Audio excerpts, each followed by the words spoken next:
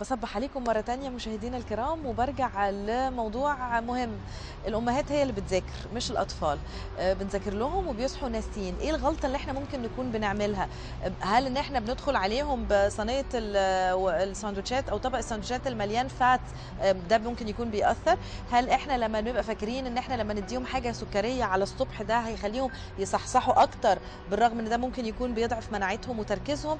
هل إحنا ممكن يكون في المحيط العام حاجات غلط بنعملها ومش مدركين، زي ان نذاكر مثلا على السرير او الاضاءه او غيره؟ اكيد احنا ما بنبقاش عارفين كل حاجه، وعشان كده بتكون النتيجه سلبيه ونرجع نعيط ونقول ده انا ذاكرت لك ده امبارح، ده انا مسمعه لك ده اول امبارح، وفي الاخر النتيجه بتبقى غير مرضيه للامهات ومش فارقه مع الاطفال. خلونا بقى نكلم الامهات ونعرف ازاي نصحح الوضع عشان ولادنا يقدروا ان هم يستوعبوا احسن وتكون صحتهم البدنيه والنفسيه افضل. اسمحوا لي ارحب بدكتور حجازي عوض، استاذ التغذيه. اهلا بحضرتك يا دكتور. صباح الخير، اهلا بيك. السؤال الاول في المقدمه، ايه اللي احنا بنعمله غلط عشان ولادنا ينسوا؟ احنا بنتعب معاهم قوي ونصحى تاني يوم ناسيين. في موضوع التغذيه خلينا نقسم او الموضوع كتالوج الدراسه آه. والانتباه والتركيز والتغذيه في نفس الوقت. مفيش حاجه غلط، مفيش حاجه صح. هي الموضوع كله في التوقيتات. يعني ممكن انا حاجه دلوقتي بعملها صح، هي كمان شويه ممكن تبقى هي غلط. بمعنى انا مثلا هصحى من النوم هفضل اذاكر على السرير، لا يبقى انا كده غلط. لكن مثلا انا جيت بالليل وشغال على المكتب يعني وبدرس وبذاكر وكل حاجه، وحسيت ان انا تعبت شويه، هل افضل اكمل وانا موجوع؟ لا، طب خلاص انا دلوقتي هبتدي اروح على السرير وابتدي اكمل مذاكره. كده يبقى انا كده بعمل صح. يعني نفس الموضوع اللي هو المذاكره على السرير، هل هي صح ولا هي غلط؟ هي صح في وقت معين وغلط في وقت معين. يعني كل حاجه تنفع تكون صح او غلط على حسب التوقيت. بالظبط. مفيش حاجه نقدر نمشي عليها كتالوج 1 2 3 ستيبس، بس في حاجات عامه لازم نبقى واخدين بالنا منها. موضوع التغذيه او الاكل، احنا خصوصا في وسط الشتاء. خلينا نقسم الفقره شقين عشان الناس تستفيد يا دكتور من فضلك. احنا عايزين نتكلم عن شق التغذيه لوحده وعن المحيط العام برضه لوحده. كده صح. ان احنا يعني العوامل اللي موجوده في المذاكره. انا طبعا رقم واحد اكلي، ده الحاجات الطاقه اللي جايه لي. انت بتكلم الام ولا الطفل؟ لا، بكلمك انت. والبيئه. يعني دول الثلاث حاجات اللي هم مهمين بالنسبه لي. اول حاجه، انا شخصيا لازم اكون قاعد في وضع مستريح، مش عليا حمل في الشغل بتاعي او في المذاكره بتاعتي، وفي نفس الوقت لازم اكون قاعد منتبه. يعني انا هصحى الصبح يبقى لازم نصحى الصبح هنذاكر على مكتب، مش هنصحى الصبح نذاكر في اي حته.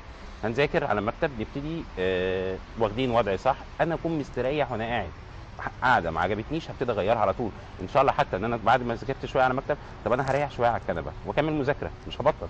هريح شويه على السرير، مش هبطل. فكره تغيير وضع المذاكره نفسه ده مهم. هقف واتمشى وامسك الكتاب كأن انا بحاضر، يبقى انا برضو كده انا مكمل في المذاكره بتاعتي، ما سبتهاش، في نفس الوقت غيرت وضعي. لو انا قاعد فتره طويله الفقرات بتقرب من بعضيها، بيحصل ضغط على الفقرات. لو انا قاعد ثابت فتره طويله، فانا يا دوب اقعد نص ساعه تلت ساعه وابتدي اغير الوضع، ما بغيرش المذاكره.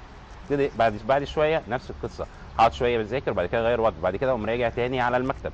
يبقى انا مستمر في المذاكره بتاعتي، وفي نفس الوقت ما حصلش عليا حمل. لان انا لو حصل عليا حمل او حسيت ان انا بتعب وهضطر ان انا اسيب المذاكره عشان اريح، لا يبقى انا كده برضو بعمل شيء غلط. ان انا هفضل مريح، طب انا هريح هبقى بفقد تركيزي، هرجع تاني هذاكر شويه على المكتب، وماما هتقول لي انتبه ومش عارف ايه، ذاكرت وانتبهت. بعد كده ماما ممكن هذاكر في حته تانية، لا هو المذاكره تبقى على المكتب. طب هو هيقعد على المكتب بعد شويه هيتعب. بمناسبه ماما بقى، يعني هتلاقي في اولياء امور كتير بيعلنوا حاله الطوارئ في مثلا ثانويه عامه، وهتلاقيهم مش مهم هو ذاكر واستوعب ولا لا، المهم عدد الساعات الطويل، لو عايزين يشوفوك طول النهار بالكتاب. هي المراقبه بقى، عارف سلطان في العيال كبرت، اللي هو يبقى ماسك كل الكتب في كل الوقت. ما هو ممكن يقعد وما يذاكرش. ما هو دي الحقيقه. ممكن يحط التاب ولا يحط الموبايل جوه الكتاب زي ما الناس بتعمل. طب لا، ما انا اسيبه هو. انت ايه اللي مريحك؟ انت نفسك تاكل ايه؟ انت نفسك تقعد ازاي؟ انت اعمل اللي انت كل اللي نفسك فيه تلبيه. انا ماما شخصيا كانت بتعمل كده. انت نفسك يعني كل احتياجاتك قبل المذاكره انا هعملها لك، بعد كده انت ذاكر. يعني دي الاستراتيجيه الصح بقى، مش اللي هو ذاكر ومفيش مقابل، ذاكر وانا قاعد ببص عليه، ولازم تفضل تذاكر وبس. ذاكر. طب ما هو ممكن يقعد ما يذاكرش خالص. لا، انا اسيبه براحته يعمل اللي هو عايزه، وفي نفس الوقت اكله اللي هو عايزه، مفيش مشكله، بس هبقى عامل حسابي في ان مثلا ما تبقاش ان لا هاكله اللي هو عايزه دي هنجيلها. بس حضرتك دلوقتي اتفقت معانا على انه اي وضع مش مريحه يحاول ان هو يريحه. فكره ان حضرتك بتقول انه لما يصحى يبقى قاعد على مكتب. طيب في ناس بترتاح للسهر، يعني في ناس هتلاقيها بقى داخله في التروما بتاعت السهر اثرتي نقطه مهمه وانه يطبقوا، ويعني يبقى عامل جدول اللي هو عجيب جدا لما تقراه تحس انه ده يعني في حاله طوارئ رهيب. ينام طول النهار ويذاكر طول الليل. زي ما اتكلمنا ان لازم اكون مرتاح. ناس كتير ليله الامتحان انا هطبق وهقعد اذاكر اذاكر اذاكر اذاكر ويروح الامتحان ينام. صحيح. لا انا لازم ان انا اكون واخد اهم حاجه ان انا اكون جسمي انا مرتاح. بعد كده اي حاجه تانية هتبقى سهله، مش هفقد تركيزي. لكن انا معلش يعني هنتكلم على الكم ولا كيف. لا انا مذاكر كميه كبيره جدا جدا جدا في وقت طويل جدا جدا وطبقت وشربت قهوه وشربت اللي ذاكر بقى خلاص. وجيت في الاخر ينام يرتاح بقى شويه. ما بتحصل بقى في اللجنه. يخش بينام ويرتاح في اللجنه. هو يوصل للجنه يقوم هو نايم. لا انا لازم ان انا عايز انام مش مشكله انام دلوقتي حتى لو بدري، وهصحى تاني يوم الصبح اذاكر براحتي. السهر بالليل ربنا خلقنا ان احنا كائنات صباحيه مش مسائيه، او الانتاج بتاعنا بيكون اقوى في الصبح. الصبح جسمنا بيبقى نشيط لو اوتوماتيك، جسمنا بيبقى عايز يبذل طاقه، جسمنا منتبه، كل حاجه ده بيبقى الصبح. حتى لو انت نمت الصبح، للاسف في نقطه كمان برضو مهمه، ان انا حتى لو سهرت طول الليل جيت نمت الصبح، النوم بتاع الصبح غير النوم بتاع بالليل، مش مفيد بالظبط. النوم بتاع الصبح مش هيفيدني بحاجه، بدليل الناس لما بتنام فتره الظهر بيقوموا تعبانين وموخمين، عمرهم ما بيبقوا بنشاط. في ناس بتقوم ويقوم عنده نفس الصداع. صحيح. ايوه الناس بتقوم مصدعه لو نامت الفتره دي. يبقى انا انام بالليل زي ما انا ربنا خلقني ان انا انام بالليل، لان حتى لو الساعات قلت بالليل انا هصحى فايق احسن من ان انا انام الصبح. مش السهر يعني مش هو ده اللي هينجحني، لا ان انا ابقى فايق واصحى الصبح. اول ما اصحى هتمشى شويه، هيبقى في شويه رياضه، هاخد دش ساقع، انا افوق خالص. لو الساعتين الصبح احنا لو صحيح احنا يعني الدول بره بتصحى بدري عندنا خالص، يعني هم ماشيين زي ما احنا بنقول، ماشيين زي ما احنا المفروض كنا نمشي. ماشيين يعني احنا لو صحينا الصبح صلينا الفجر وبعد الفجر لحد الساعه 7 8 تقريبا اليوم هيكون خلص. والعشاء نخلص بقى اللي ورانا الساعه 8 هتكوني خلصتي. لو ذاكرتي من الساعه مثلا 4 الصبح لحد الساعه 8 9 لا انت ذاكرتي حبه كويسين جدا وبتركيز وكواليتي تايم بقى. يعني بالظبط اللي هي الافاده بقى اهم من الكم بكتير، وهتلاقي نفسك بقيتي زي الفل وصحتك كويسه وجسمك نشيط ومفيش الم ومفيش وجع. لان بالليل انا هسهر، طب ما انا هتعب. احنا يا دكتور شعوب تحب تقول ايه؟ انا من بكره هعمل رجيم، انا من اول الترم هبتدي اذاكر مش هفوت ولا درس فما يتراكمش عليا الدروس، انا عارف اللي هو من اول يناير هبقى انسان جديد. هو كده واجيب الجون قبل ما الماتش يخلص على طول وهركز. ما بنعملش الكلام ده خالص. ازاي انا النهارده اعمل كوميتمنت؟ يعني ازاي ان انا النهارده يكون عندي اتفاق يعني استمر فيه واكون مرتبطه بيه بجد انه هيحصل؟ ازاي بقى نعود نفسنا على دي؟ ازاي؟ رقم واحد، يعني احنا هنتكلم على شيء هتحس ان هو بعيد عن الموضوع الدراسه. بس هو الرياضه. انا لما هعمل رياضه انا هنام مستريح. خلي بالك ان الرياضه مجهود ذهني، فممكن تخليني بالليل وانا نايم عمال بسترجع ومش عارف انام. لكن انا لو بمارس رياضه هنام على طول، لان في وقت قصدك المذاكره مجهود ذهني. فصح، عشان كده في ناس كتير وقت الامتحان بيبقوا عارفين كل حاجه وصاحيين بدري وكله، بس مش قادرين يناموا، عمالين بيفكروا. أيوة. فعندهم ارق. انا لو بمارس رياضه هيبقى جسمي تعبان مش دماغي، هتتطلب هي اللي هتطلب مني ان انا انام، فهتساعدني هيتغلب على الارق بقى. فانا هتغلب على الارق اللي هو بتاع ايه اوقات الامتحان. ولو صحيت بدري طبعا هاجي بالليل وهنام بدري اوتوماتيك. ثالثا بقى ان انا لما بمارس رياضه مش هلاقي في الم، مش هيبقى في وضع بالنسبه لي متعب، الدوره الدمويه بالنسبه لي كويسه. ده غير هرمون السعاده طبعا. هرمون السعاده اللي بينتج من هو بينتج لان نتيجه التعب او المجهود البدني بيبقى جسمه اوتوماتيك عايز يريح او عايز يسترخي. العضلات اللي بتبقى طالبه ده من المخ فبيبتدي هو يفرزه. فده هيفيدني انا جدا في موضوع الدراسه. ومفيش مشكله ان انا امارس رياضه، مش هتاخد من المذاكره حاجه ومش هتعطلني زي ما ناس كتير بتفتكر. انا لو مارست رياضه ربع ساعه نص ساعه في اليوم وقعدت 3 4 ساعات اذاكر احسن من انا هقعد منكب على الكتاب 10 ساعات وما بعملش حاجه من غير تركيز. هروح بقى على طول للدايت اللي احنا ما بنبتديهوش، واحنا عاداتنا احنا عارفين، يعني احنا من الشعوب اللي عاداتها صعبه جدا في الاكل. هو عدد الساعات لازم اولا نفس نوعيه الاكل دسمه. في كمان طبعا عندهم عذرهم، بس الرجال اللي بتشتغل بره طول اليوم وبيجوا بالليل ياكلوا الغدا اللي هو دسم، اللي فيه مثلا محشي وفيه سمنه وفيه حاجات زي كده بياكلوها بالليل. فبالتالي هنا هرجع للنقطه اللي حضرتك قلتها، التوقيت، ان احنا لما بنفطر اكل غير لما بنتغداه غير لما بنتعشاه طبعا. فكلمني بقى عن الموضوع ده. طبعا اهم حاجه بالنسبه لنا زي ما كان في مثل انجليزي بيقول افطر كالملوك، اتغدى كالامراء، واتعشى كالفقراء. ان لازم اهم حاجه بالنسبه لي الوجبه الاساسيه هي الفطار. ناس هي كتير دي بقى اللي هتمشيني اليوم. دي اول حاجه احنا بنفوتها. الغدا احنا بنلغيه، مش بنفوته خالص، يعني الفطار بنأخره شويه، الغدا احنا بنلغيه خالص.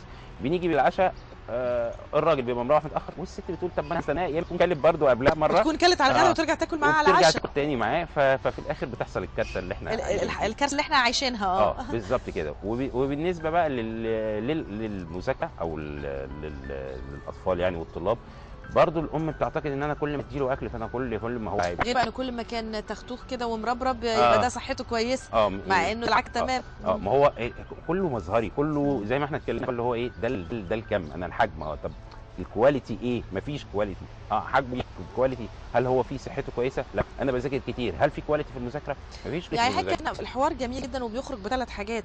اولا التوقيت مهم جدا، الكيف مهم جدا عن الكم. بالزبط. يعني مثلا برضو ممكن اقول انه في امهات بيجي لها بانيك وبتتخض جدا لما ابنها ما يخلصش الطبق، مع ان الطبق ده ممكن يكون مليان نشويات بس. وفي امهات تانية هاديه كده في نفسها وتلاقيها اهم حاجه ياخد الايتمز كلها، ياخد كل الانواع، يكون في مثلا كربوهيدرات، يكون في بروتين، يكون في دهون، يعني تنوع الحكايه. الاكل بالظبط زي ما قلنا ان هو ما فيش حاجه غلط وما فيش حاجه صح، ده الاكل برضه نفس القصه، ما فيش حاجه اسمها في اكل غلط وفي اكل صح. امال كل شيء احنا جسمنا محتاجه، حتى الدهون احنا محتاجين، بس القصه زي ما اتكلمنا، توقيتات، نسب، باكل امتى، باكل ازاي، باكل ايه مع ايه. طبعا عايزاك تكلم الامهات كده فطار وغدا وعشاء مثالي للاطفال، مثلا لحد 10 سنين، وبعد كده نتكلم من 10 للمراهقين، يعني شوف هتصنفها ازاي. تمام. بالنسبه للاطفال اهم حاجه بالنسبه لنا، ده بني ادم بينمو، اهم حاجه بالنسبه له الكالسيوم. الكالسيوم هنلاقيه في اللبن، هنلاقيه في البيض، ودول اهم حاجتين. ياخدوا على الفطار ولا العشاء ولا الغداء؟ الفطار هو الوجبه الاساسيه، هو الوجبه الاساسيه. الفطار اهم حاجه، يكون فيه بروتين ويكون فيه معادن وفيتامين.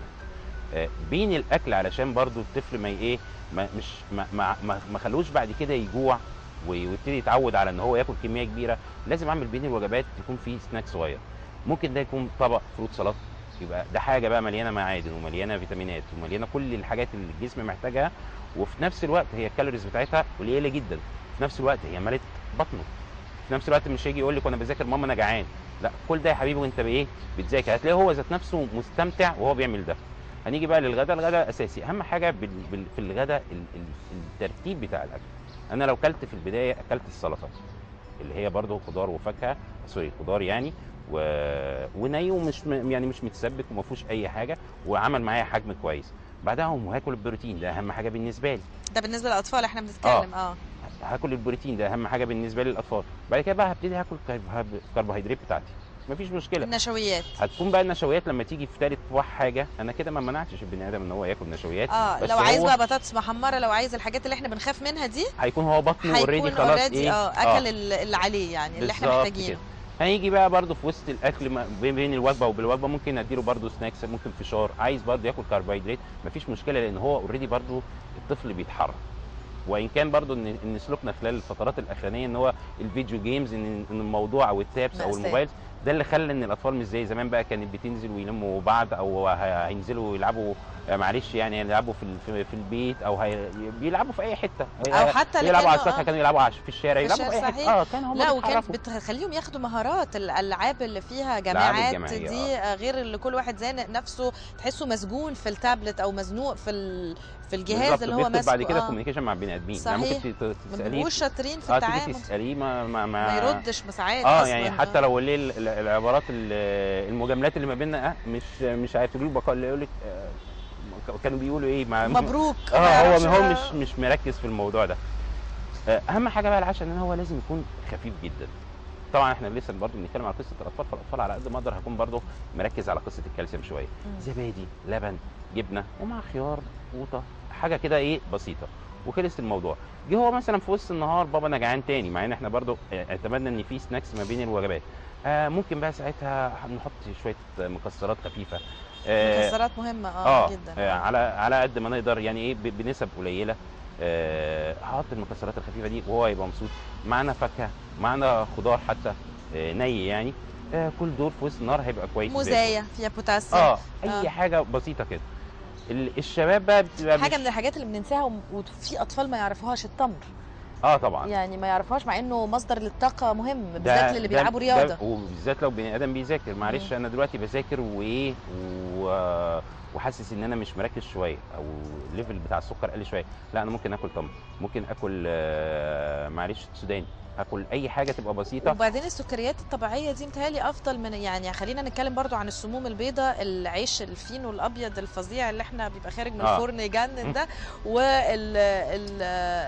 والدقيق والسكر، كل دي حاجات بتضعف من التركيز. وبعدين هي مشكلتها الاكبر، ما اعرفش يا دكتور تصحح لي، او انا مثلا منعاها عن بناتي قوي في وقت المذاكره والصبح كمان وبالليل.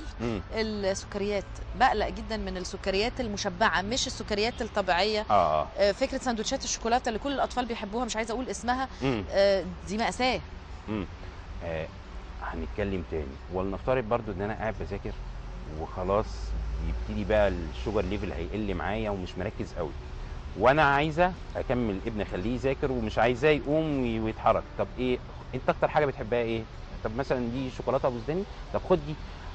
يعني ايه، عارفه اللي هي يا دكتور بس دي لو كل يوم هتعمل اذى. الاستيب اللي هي تمشيكي ساعه ساعتين بس كده، تمشيكي لحد ما ايه نبتدي بقى لا احنا هناكل وجبه اساسيه مش عارف ايه. لا هو ده مش هيبقى كل يوم، ده يبقى عندي لا الاطفال لما بياخدوا على حاجه ما بيبطلوهاش. ده مش اكل، ده عارفه حاجه ما زي هي حتى لو سناك يا دكتور ما هي هتتعود عليها او لا ما احنا السناك اتفقنا معانا فروت سلطه، معانا خضار وفاكهه. لو طلبوا بقى حاجه مسكره جامده او ساعات يبقوا عايزين كل يوم يفطروا. يعني انا بشوف في المدارس كل الناس معاها السندوتشات مربى والشوكولاته وكده. لا طبعا لا، انا اهم حاجه بالنسبه لي البروتين، باكل جبنه، باكل بيض، الكلام ده اهم حاجه دول بالنسبه لي الصبح.